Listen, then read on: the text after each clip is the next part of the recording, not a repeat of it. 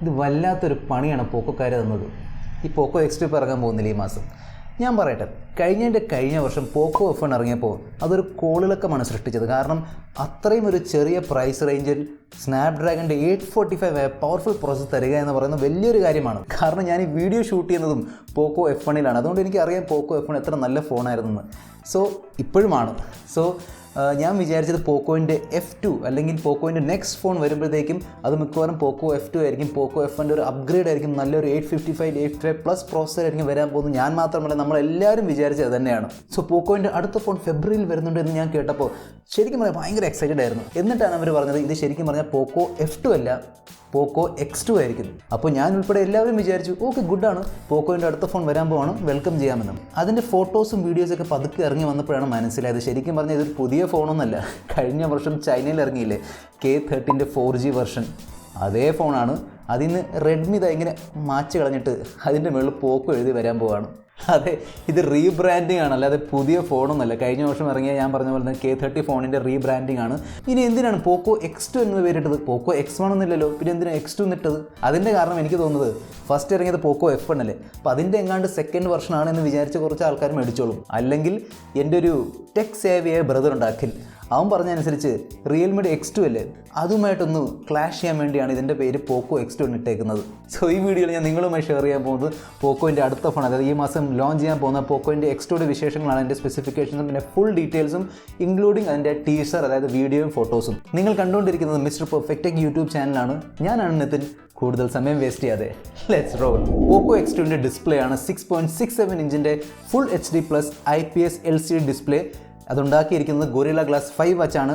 20:9 ആണ് aspect ratio. പ്രോസസ്സറാണ് Qualcomm Snapdragonൻ്റെ 730G octa processor.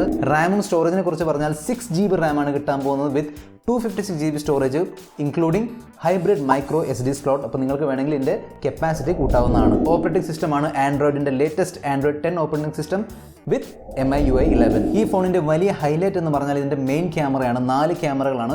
Quad camera സെറ്റപ്പാണ്. ഫസ്റ്റ് ക്യാമറയാണ് 64 മെഗാപിക്സലിൻ്റെ വൈഡ് സോണി ക്യാമറയാണ്. സെക്കൻഡ് ആണ് 8 മെഗാപിക്സലിൻ്റെ അൾട്രാ വൈഡ് ക്യാമറ. തേർഡ് ആണ് 2 മെഗാപിക്സലിൻ്റെ മാക്രോ ക്യാമറ. നാലാമത്തെ ക്യാമറയാണ് 2 മെഗാപിക്സലിൻ്റെ ഡെപ്ത് സെൻസർ. ഇതിൻ്റെ മെയിൻ ക്യാമറ വെച്ച് നിങ്ങൾക്ക് എടുക്കാൻ പറ്റുന്ന വീഡിയോ ആണ് 2160p at 30 FPS അല്ലെങ്കിൽ 1080p at 30 or 120 FPS. അത് മാത്രമല്ല 720p at 960 FPS വരെ നിങ്ങൾക്ക് എടുക്കാൻ പറ്റും സൂപ്പർ സ്ലോ മോഷൻ വീഡിയോസിന് വേണ്ടി. ഈ ഫോണിൻ്റെ ഒരു പ്രത്യേകത എന്ന് പറഞ്ഞാൽ നിങ്ങൾക്ക് കിട്ടാൻ പോകുന്ന ഡ്യുവൽ പഞ്ച് ഹോൾ സെൽഫി ക്യാമറയാണ്. 2 സെൽഫി ക്യാമറകളാണ്, 20 മെഗാപിക്സലിൻ്റെയും 2 മെഗാപിക്സലിൻ്റെയും. ഫ്രണ്ട് ക്യാമറ വെച്ച് നിങ്ങൾ വീഡിയോ എടുക്കുകയാണെങ്കിൽ 1080p at 30 FPS. ബാറ്ററിയാണ് 4500 mAh. ഇത് നിങ്ങൾ ചാർജ് ചെയ്യുന്നത് Type-C പോർട്ട് വഴിയായിരിക്കും. ചാർജ് ചെയ്യാൻ വേണ്ടി ബോക്സിൽ നിങ്ങൾക്ക് കിട്ടുന്നത് 27 വാട്ടിൻ്റെ ഫാസ്റ്റ് ചാർജറാണ്. പോക്കോ X2ൻ്റെ ചില സ്പെഷ്യൽ ഫീച്ചേഴ്സ് എന്ന് പറഞ്ഞാൽ നമ്പർ 1 ആണ് ഫിംഗർ പ്രിൻറ്റ് സ്കാനർ. ഇതിൻ്റെ ഫിംഗർ പ്രിൻറ്റ് സ്കാനർ ബാക്കിലോ ഫ്രണ്ടിലോ അല്ല, പക്ഷേ വരുന്നത് സൈഡിലാണ്. സൈഡിൽ നമ്മുടെ പവർ ബട്ടൺ അല്ലേ, അതിൻ്റെ മുകളിലായിരിക്കും ഫിംഗർ പ്രിൻറ്റ് സ്കാനർ വരാൻ പോകുന്നത്. കഴിഞ്ഞ വർഷം നമ്മൾ കണ്ട Honor 20 Pro ഉണ്ടല്ലോ, അതിലുള്ളതുപോലെ തന്നെ ഇതിനും പവർ ബട്ടണിലായിരിക്കും ഫിംഗർ പ്രിൻറ്റ് സ്കാനർ വരാൻ പോകുന്നത്. പിന്നെ സെക്കൻഡ് സ്പെഷ്യാലിറ്റി എന്ന് പറഞ്ഞാൽ ഇതിൻ്റെ സെറ്റിംഗ്സിൽ പോയിട്ട് നിങ്ങൾക്ക് സ്ക്രീനിൻ്റെ റിഫ്രഷ് റേറ്റ് 120 Hz വരെ കൂട്ടാൻ പറ്റും. ഈ ഫോണിൻ്റെ പ്രൈസ് ആയിരിക്കും 18,999 rupees. ഇനി നമുക്ക് പോക്കോ X2ൻ്റെ ചില പോസിറ്റീവ്സ് ആൻഡ് നെഗറ്റീവ്സ് നോക്കാം. പോസിറ്റീവ് പോയിന്റ് നമ്പർ 1 ആണ്, ഇതിൽ നിങ്ങൾക്ക് നോച്ച് കിട്ടില്ല. പോക്കോ F1ൽ വലിയൊരു നോച്ചായിരുന്നു, ഇതിൽ നോച്ച് കാണില്ല. പക്ഷേ കാണുന്നത് ഡുവൽ സെൽഫി ക്യാമറ ആയിരുന്നു. ഞാൻ മുമ്പ് പറഞ്ഞ പോലെ തന്നെ ഡുവൽ പഞ്ച് ഹോൾ സെൽഫി ക്യാമറയാണ് പോക്കോ X2യുടെ കൂടെ നിങ്ങൾക്ക് കിട്ടാൻ പോകുന്നത്. ആ ഡുവൽ ക്യാമറ ഒരു സൈഡിലായതുകൊണ്ട് നിങ്ങൾക്ക് ഏകദേശം ഒരു ഫുൾ സ്ക്രീൻ എക്സ്പീരിയൻസ് കിട്ടുന്നതായിരിക്കും. സെക്കൻഡ് പോയിന്റ് ആണ് ഗൊറില്ല ഗ്ലാസ് 5 വെച്ചാണ് ഉണ്ടാക്കിയിരിക്കുന്നതിൻ്റെ ഡിസ്പ്ലേ.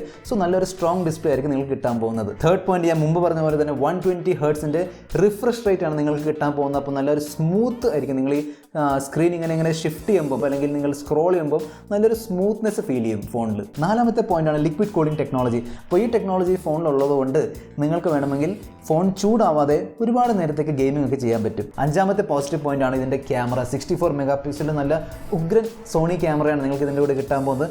സെൽഫി ക്യാമറ ഡീസൻ്റ് ആണ്, പക്ഷേ റിയർ ക്യാമറ അതായത് മെയിൻ ക്യാമറ 64 മെഗാപിക്സലിൻ്റെ വൈഡ് സോണി ക്യാമറ നല്ല അടിപൊളി ക്യാമറയാണ്.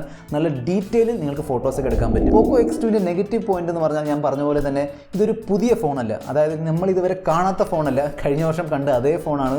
പുതിയ കവറാണെന്നേ ഉള്ളൂ, കവറും സെയിം ആയിരിക്കും, മിക്കവാറും പുതിയ പേരാണെന്നേ ഉള്ളൂ. സോ ഒരു പുതുമയില്ല, അല്ലെങ്കിൽ ഒരു സർപ്രൈസ് ഇല്ല. അടുത്ത നെഗറ്റീവ് പോയിന്റ് എന്ന് പറഞ്ഞാൽ ഇതിൻ്റെ ഡിസ്പ്ലേ ആണ്.